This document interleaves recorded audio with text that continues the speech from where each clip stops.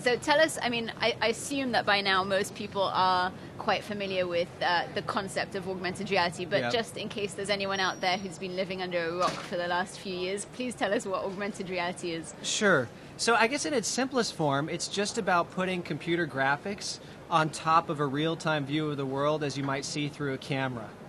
And I think the form of augmented reality that most folks are familiar with today is sort of these mapping applications that we've seen, where I kind of look at my device and I look down the street and I try and find the nearest Starbucks, but the Starbucks icon kind of appears somewhere next to Burger King.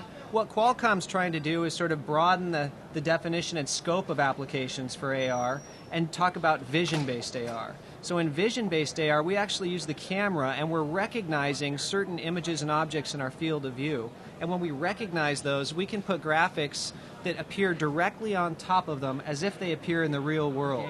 And are you seeing a lot of developers becoming really interested in using this sort of technology? Or, I mean, are they a bit nervous about it? It's something that's really quite new, and I don't know what it's like to try and develop these applications. Can you fill me in a little bit on the process? It's much like developing a 3D game. Okay. So it's the exact same process that you'd go through, but instead of your game taking place on the surface of the moon or a dungeon or something, it takes place in the real world. So it's the same kind of process for developers. And then you asked how many folks were involved and what the response had been.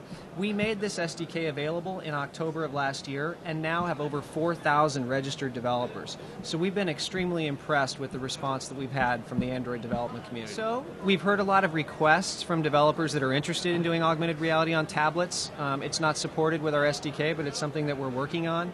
But more broadly, for educational use on phones and tablets, we do see a lot of potential. There's actually some developers that are doing applications for museums, and I heard about one where they're actually going to look at a magnet, and when they see the magnet, they can see the magnetic field around it.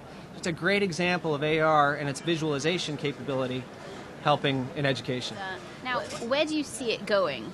And, I mean, do you see it as a sort of a hologram thing? Is it going to actually pop out of the phone? Or are you guys happy with it sort of being a 2D augmented reality experience? Well, I think for the near to mid-term, it's going to be a device that we use on our experience that we have with our mobile phone, as opposed to glasses or some other modes that folks have talked about. And I think application-wise, where we'll see it hit a mass consumer adoption point is when it's widely regarded and utilized as a form of interactive media by marketers. Yep. So I think marketers will continue to experiment with this until they find how they can engage us as consumers with their products, whether it's on the shelf or whether it's an ad for the product in the magazine or poster or newspaper.